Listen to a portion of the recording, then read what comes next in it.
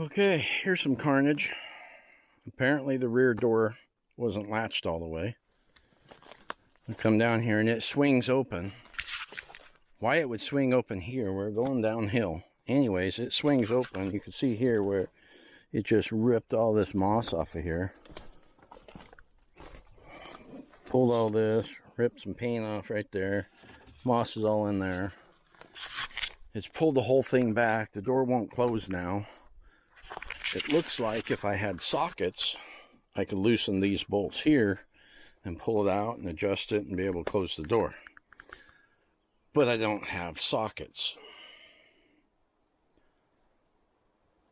And I don't think I have a Torx to take these apart. If I could take the outer body off, then it wouldn't rub on this and I'd be able to close it. Because when you try to close it, it gets caught on there. Even if you try to force this closed to get it to latch to just stay, it's jammed right on that and it won't go. And I got an even skinnier spot to go through up there. The door has got to be closed. So make sure your doors are latched. I took the granddaughter out of that seat and closed the door, so I don't even have anyone to blame. I was the one that closed the door. Sounded like it latched. Damn it, I don't know what I'm gonna do. I'm going through all my stuff and I don't have sockets. Now, have to do some more studying, figure out how I'm gonna get out of here. The way that these tools are designed, but I go, oh, I got some vice grips. I'll stick it in there and put it on the bolt and turn it. You know, they're just out of line there. It just twists on there, it doesn't pop nothing loose. This is an awesome situation. Alright guys, well, I got her home from weekend up at Beaver doing some trail maintenance. Took the grandkids for a ride on Sunday. Got some mud buildup in there and everything. Everything's looking pretty good. So then we're coming around this side and what is going on there? So we got this door tied shut. The rope coming down here, going around, it's tied to one of those crossbars under there. Comes up inside here and it's tied to that bar right there. And you notice this upper window's out. So it was hot up there. I had all 4 of these windows out. And one of the girls wanted to walk around on one of the trails. So I stopped and backed up a hill a little bit out of the way. I walked out and drove around this side to get her out. Open the door, get her out, close the door, go do our thing. They want to walk down the trail. I'm like, oh, okay. I'll just come and get you. So I start taking off. This door obviously wasn't latched. It swings out because they're suicide doors, which is dumb. If it was a normal door, you know, if that swung out, it hit a tree or whatever obstacle and just close. This one swings out and then you catch a tree. So it swung out, it caught the tree right here, ripped the bark right off the side of the tree. Well, not the bark, the moss all off the tree. And it would not close. I had to tie it shut. The latch is really close. I mean, I'm able to force it into there, but you can't make it latch. It's got so much drag right here. This is rubbing. And this down here is. And you see that there's not actually a lot of space on that stuff anyway, but there is some. I can put my pinky in there. And then down here, it's close. I mean, it almost looks like it's touching right there, but the door opens and closes and all kinds of clearance, no problem. Not this one. It's kind of stuck there. And then And I'll show you on this side, since that one I can't open. So then I thought, okay, I'll just take the door off and throw it in the bed and tie it down. Well, look at this brilliant design. They put this bolt going down, and this one's going down also. So that one will work fine. You take that out, pull the bolt. If this was going up, you could take that bolt out and you could just remove the door. Because the door opened all the way, obviously, because it bent back. I would have been able to just remove those bolts if I had the right tools, which I found out I don't have enough tools on this vehicle. So there'll be more tools coming. So there'll be a future video with what I carry. But you have to take the plastic off the door to get to that bolt. It's so dumb. So I'm probably going to pull the plastic off of both doors. I'm going to turn that bolt around. So if something stupid like this happens again, I can at least get it off on the trail and get it out of the way. And like what I told my oldest granddaughter, I said, the part that's the biggest bummer is this door was the door that worked the best on the whole rig. And they all work pretty decent, but that one, it just clicked real easy. Anyway, I was the one that let her out. So you can see there's marring right here, and here, and even down here. And this sticks out farther than this. So it went far enough back for this to hit this part. So I'll have permanent, and then I got paint missing right there from trying to open it and it dragging in there. There's a little bit of paint missing off the edge of the door here. So I thought I'd kind of give you a once over of what's going on. I don't know that I'm going to wash it, but I'm going to at least take some of the mud off of it before I start working on it.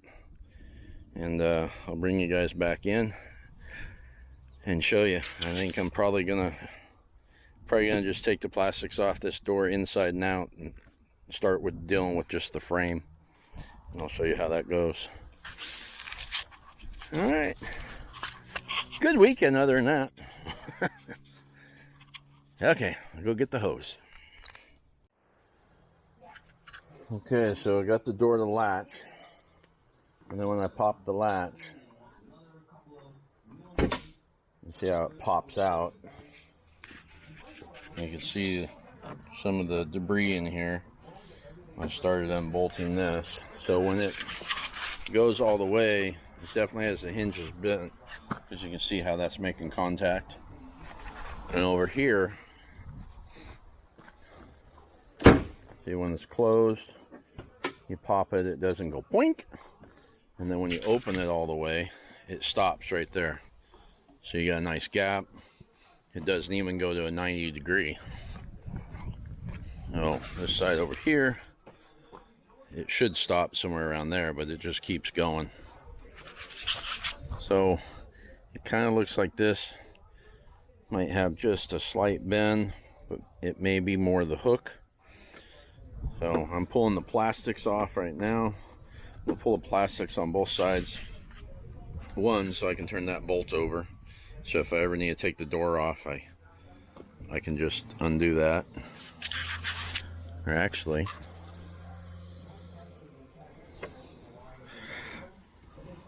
well, to get the door to work, I loosened these bolts, closed it, and then tightened those bolts up, and I got the door to work. But like I say, it's not correct. So now looking at that, I might not have to take the plastics off of that door. I might be able to just loosen those and slide this thing out, turn that bolt over, and then slide it back in, put it back together. But we'll get this off and we'll look at it there and go from there. Okay, so here's what the inside door looks like. This right here is where the hinges were. I was able to unbolt those, and then that slides out. And you can see here, it's got a flat spot on this.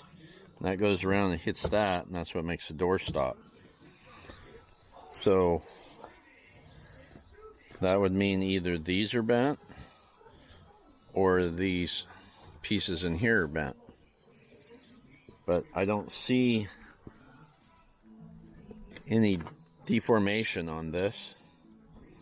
So I'm going to go ahead and try to do the same thing over there. I'll unbolt that and slide that off so I can look at the angles on this to know whether I need to try to bend these, which is what I'm suspecting, or if it's something different. So we're going to take that off and see what happens.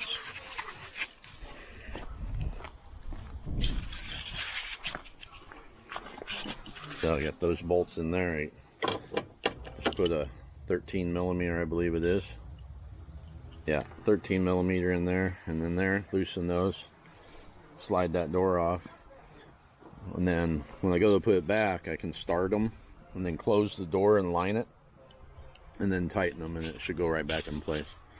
So I'll go ahead and get this off.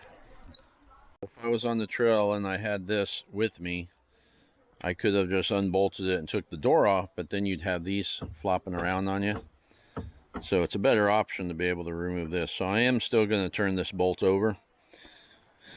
So I'm going to take this bolt out and that bolt out, and then I'll lay these side by side to make sure that this piece is not bent. And then I'll know for sure that it's that one. Because you can see here, that's as far as it goes. Not even a 90 degree. And then if I come over here to this one, it goes past 90 degrees. So I'm 99% sure that it's this that's bent, but I gotta turn that bolt over, so we'll go ahead and do that anyway. Okay guys, so what I did here, I guess I already put that back on, so I'll show you on this other side. I took this wrench and I hooked it on there, and I was able to pry that. I got the top one off on this side, I'll show you. So I was able to hook the tooth in there and then go back here and pry that thing over. That's why the seat's out. I needed more room. And that bent this out this way and in a little bit. So the top one came pretty good. When I hooked that on there, it went right about where it was supposed to be. I measured the distance on the other side from the side to the center of the bolt, which was right around 1.25 inches. Give me some sort of a reference. But this bottom one, it bent it out enough, but it bent it in a little bit also. So I took this piece of tube, drilled some holes in it so I could put a strap through it. I got it come along, hooked to the front of the truck there. And I dropped this in this bolt here. And then I ratcheted it, pulled it tight. The machine was kind of leaning a little bit to put pressure on this.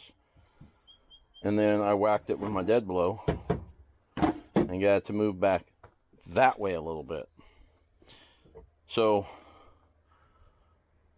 if that didn't work, I looked up last night, and this piece, which bolts there, 2 bolts, 1 bolt up there, and then you got to take the body panels off, and I'd have to re-drill for the soft top. Or no, soft top just clamps around it. Anyway, this piece shipped to my house, shipping and everything included, is $119. So if I don't like the way this goes, I'll just order a new piece. But so far on my last test run, this is working pretty good. I did put this bolt in the other way like I was talking about doing, but then it actually hits the plastic. So I was thinking, I have to have a 13 millimeter to get that off. I have to have 2 of them. So if I have a 13 millimeter, I can unbolt this. I can slide the door off. Then I can pull that off so these aren't flapping, if I ever had to take it off in the field. So I'm going to take that door and slide it back on. And I've got the inner liner out of it right now. So I'll put it back on, then put the inner liner in it so it has the weather stripping. And that's when you'll really know how it fits. Because I'm able to make it work. So I slide this in here, kind of like this. I don't know how well you're going to be able to see this with me trying to do 2 things here at once. Just like that. And then I put some bolts in there. get all those bolts started. Then I'll close the door so it latches against that latch there. Then I hold it up a little bit so it's tight against the latch, snug those up, and the door opens and closes. So I'm going to go through that procedure, then put the inner panel back on, try that, and I'll show you how that turns out. Okay, there it is back on with the door panel not on the inside. Yeah, I just got little scuff marks there. Some in there. I'll have a little memory of what happened forever. So I'll go ahead and pop this thing. It goes open, stops there. There's a gap. Nothing's rubbing in here. So now I'll go grab that inner panel and throw it in and see if anything changes, because then we're going to have the weather stripping in there. So it may not work as well. Because before, when I just tweaked these a little bit, when I adjusted these, it would operate, but when you popped it, it popped open, and when you opened it all the way, it wouldn't stop before it hit the body over there. So bending these back out definitely made a difference. So anyway, we'll go get the inner panel, throw it on there, see what happens. Okay, so here it's back on with the door panel on, parked slightly uphill, so it's good. Works good. Door panel on. Closes just fine. Closes about like it used to. Gaps are around what I think they were. I'll go ahead and get that other door back on. Put the upper piece in. Make sure I don't need to do any adjustments, but it looks like I'm able to save it. So I think that this lower hinge is in that way a little bit more than it should be still, but doesn't look like I'm gonna need to spend the $119 on a new one. Looks like it's probably gonna work. So we'll go ahead and put the other door on, check the sides, put the top window in, make sure that's all good, that didn't throw that out of whack, and when it's all back together, I'll show you the end result. Okay, there it is with the door on. The other side's got the door on. All the doors are working. Now there's something that I really don't remember. This is a problem even with your automobiles. When you get in an accident, you got to fix something and you think, oh, they didn't fix that right. Well, sometimes they were never lined up perfect from the factory. I really don't remember. I don't know if I can get the light down in there. Now there's a little bit of a gap on the rubber up here, and down here it's touching. On the other side, it's touching the whole way. So it was either like that, or the door frame itself is twisted out, or the hinge distances are off. I run across here, these are this is pretty close, this is in a hair. You come over to this side and you do the same thing, and this bottom part is out more, which if this is out more, that would tip the top in. So it could be a number. Oh, I just ran into the edge of the door. Could be a number of things. It could be this needs to go in more. It could be the door frame in here is twisted. It could be this needs to go out more. Or it could have been like that all along. So then I tried looking at this area here for wear from seals rubbing on things. You know, it eventually rubs paint off, like you can see. Maybe you can see in the camera. It's got rub mark along here from the front door. It's got rub marks right here down from the back door all the way down here. So they fade away right here. So it might not have ever touched right there. And either I didn't notice it back in the beginning when I was doing the windows, or one of those things I just thought I'd look into later and never addressed.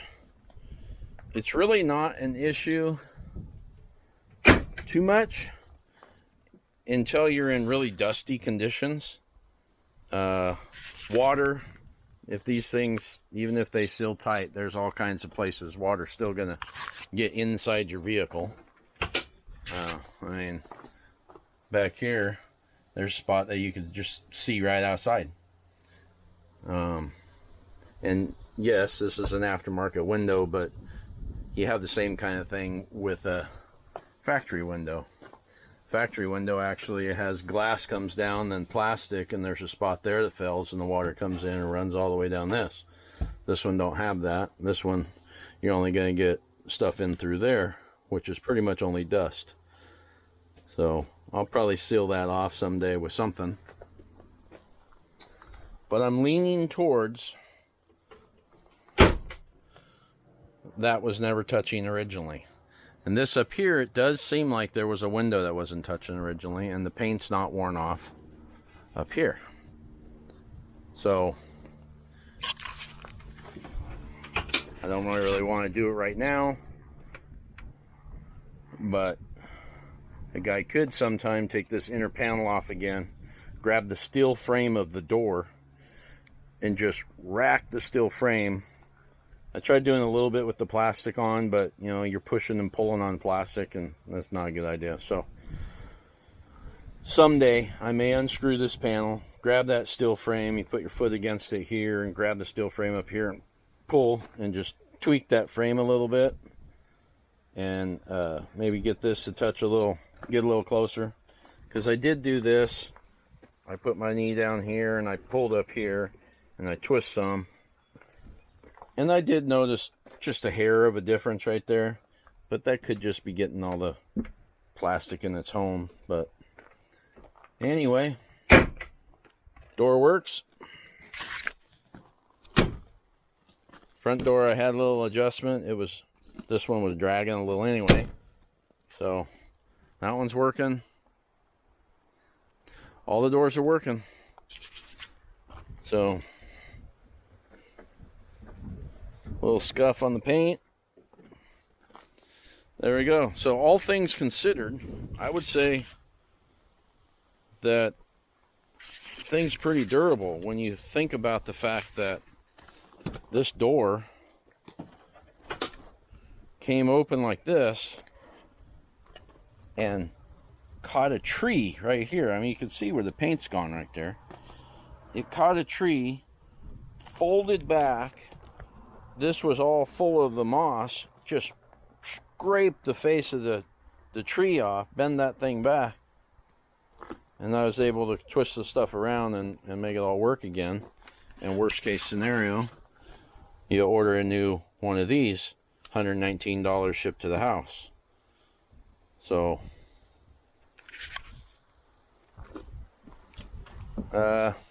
could be a lot worse.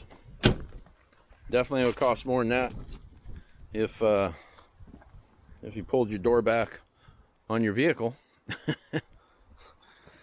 Okay, well, there we go. Don't forget to like, subscribe, and share, and I hope this was helpful. We'll catch you on the next one. I did grab some new scratches this doing that work party. I went to check one of the trails to see if the dozer should go down it, and found out, yep, it definitely should. I got a new one right here. So we'll throw a little polish on it. I'll hide some of them. Oh, got a new one right there. But it's made to go in the woods. It's going to get those redneck pinstripes. It's just, I don't want excessive ones. If they can be avoided, why not avoid them? Keep it looking nice as long as I can. Anyway, now I'm rambling. We'll catch you on the next one.